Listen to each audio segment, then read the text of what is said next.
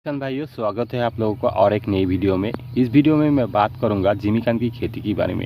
जिमीकंद की खेती हम लोग कैसे तैयार करते हैं, कौन सी टाइम पे हम लोग को ज़मीन में बोआना चाहिए, इसका ज़मीन कैसे तैयार करना चाहिए, कौन सी साइज़ होगा तो बहुत अच्छा होगा, इसके लिए खाद वगैरह कौन सा देना होगा, इसके बारे में A to Z हम इस वीडियो में बात करूँगा। मैं हूँ आपका दोस्त एंड होस्ट इलियास और आप लोग देख रहे हैं Indian farming adviser YouTube channel. इस वीडियो के माध्यम से जो लोग मेरे चैनल में नए आए हैं, आप लोग चैनल को सब्सक्राइब कर लेना, वीडियो को देखना और कमेंट बॉक्स से आप राय लिख के जनाना।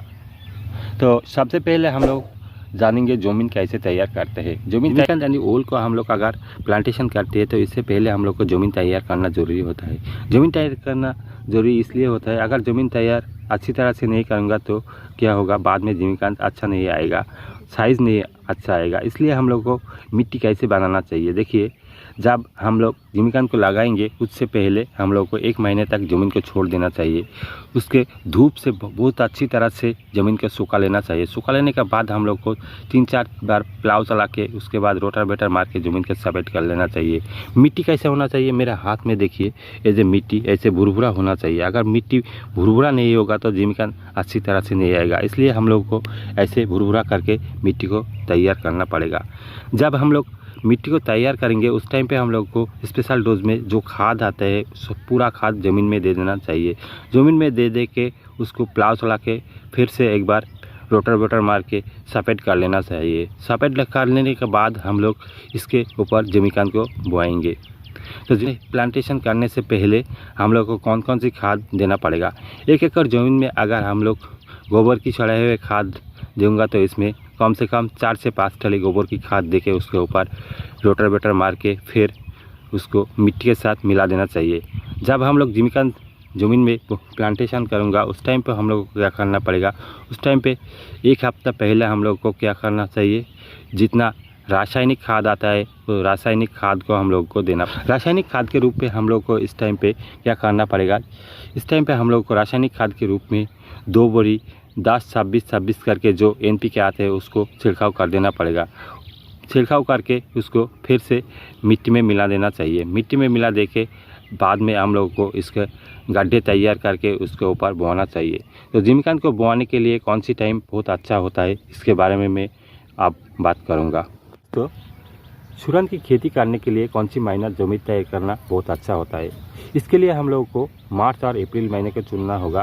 इस टाइम पे धूप भी अच्छा रहता है, इस टाइम पे ज़मीन भी बहुत अच्छी तरह से सूखाते हैं। इस टाइम पे अगर हम लोग ज़मीन को तैयार करेंगे तो मई और जून महीने में प्लांटेशन कर सकते हैं। बाद में जब बरसात आएगा तो इसको जो पानी का ज़रूरत होता है, पानी वो बरसात से मिल जाता है। लेकिन हमारे यहाँ पे क्या करता है, हमारे यहाँ पे थोड़ा सा आगेती करता है, क्योंकि आगेती मार्केट पकड़ने के लिए ऐसा किया जाता है।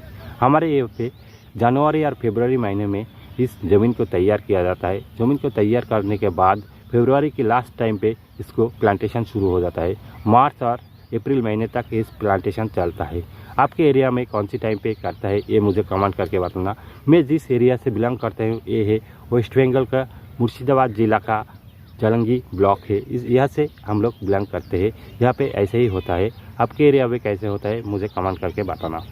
प्लांटेशन तो हम इस टाइम पे करते हैं, तो इस टाइम पे हम लोग कौन कौन सी साइज़ का जिमीकंद ज़मीन में बोआते हैं।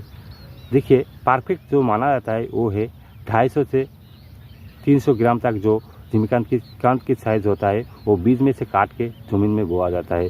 लेकिन हमारे यहाँ पे क्या करता है, देखिए हमारे यहाँ पे पूरा गोटा गोटा जो जिमीकंद होता है उसको बोआ जाता है। मैं एक जिमीकंद दिखाता हूँ, इसका वजन कितना होता है, ये देखिए। ऐसी साइज़ का जिमीकंद हमारे यहाँ पे ज़मीन में बोआ जाता है। देखिए दोस्तों, देखिए इतना बड़ा बड़ा लगाने का फ़ायदा क्या है। इतना बड़ा बड़ा लगाएंगे तो जल्दी से ये ग्रोथ होकर बड़ा साइज़ हो जाता है। इस टाइम पे हम लोग इसको मार्केट में जल्दी से ले जा सकते हैं, लेकिन काट के लगाएंगे तो थोड़ा वक्त लगेगा। क्या होता है, हम लोग कम से कम 1 से 1.5 महीना पहले इस जिमीकंद को उठाता है और 1 से 1.5 महीना बाद में उठाएंगे तो इसका साइज और भी बड़ा हो जाता है। तो उस टाइम पे मार्केट में भाव अच्छी नहीं मिलता है, भाव घट जाता है, इसलिए पहले उठा लेता है। ये हमारा इस साइड में ऐसा बड़ा बड़ा जिमीकंद को ज़मीन में प्लांटेशन किया जाता है। लेकिन इसका परफेक्ट साइज़ कितना होना चाहिए, देखिए इसका परफेक्ट साइज़ होना चाहिए 250 से 300 ग्राम तक। ऐसे 250 से 300 ग्राम तक अगर हम लोग प्लांटेशन करेंगे तो इससे बहुत अच्छा माना जाता है। जब हम लोग ज़मीन में जिमीकंद को बोआते हैं, इसका साइज़ के ऊपर ध्यान ज़्यादा देना चाहिए। अगर हम लोग बड़े साइज़ का जिमीकंद ज़मीन में जो बोएंगे तो क्या होगा, बड़े साइज़ का जिमीकंद बोआने से थोड़ा जल्दी तो मार्केट मिल सकता है, लेकिन इसके लिए बहुत ज़्यादा बीज की ज़रूरत है, जो हमारे खर्चा भी बहुत ज़्यादा हो जाता है। इसलिए हम लोगों को छोटा साइज़ का अर्थात 250 से 300 ग्राम का जिमीकंद ज़मीन में लगाना बहुत अच्छा होता है। तो जिमीकंद को जब हम लोग ज़मीन में बोआते हैं तो बड़ा साइज़ का कितना डिफरेंस रखना चाहिए और छोटा साइज़ का कितना डिफरेंस रखना चाहिए, ये मैं अभी बता रहा हूँ।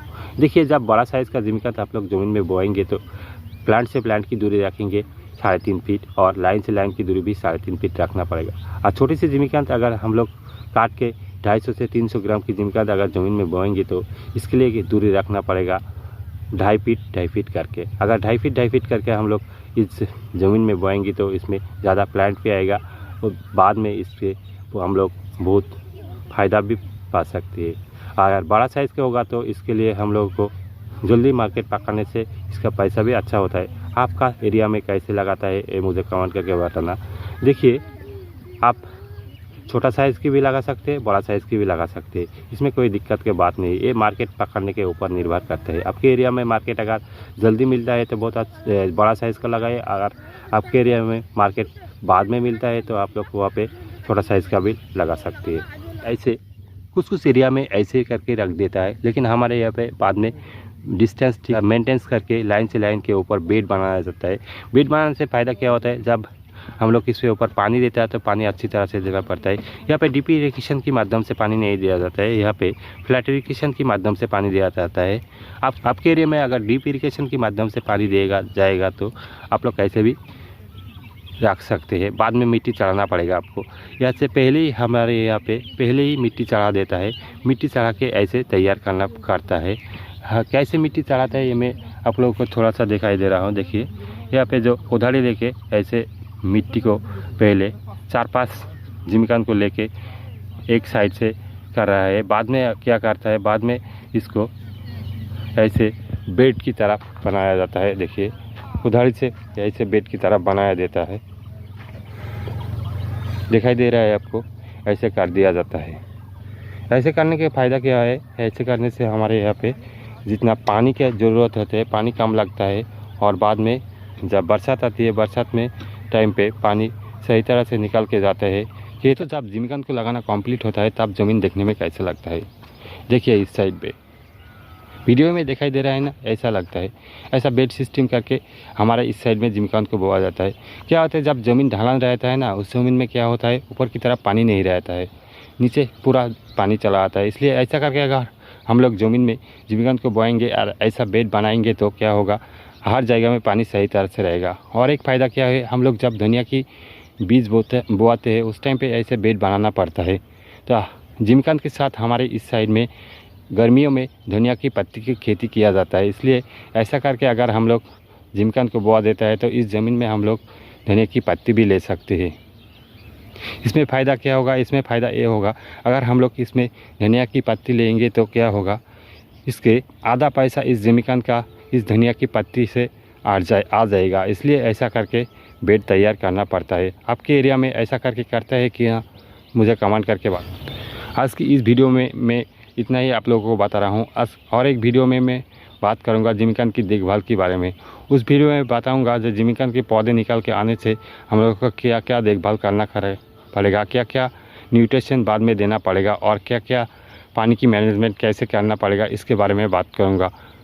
तो आज के लिए इतना ही, और फिर मिलेंगे और एक नई वीडियो में। तब तक के लिए धन्यवाद।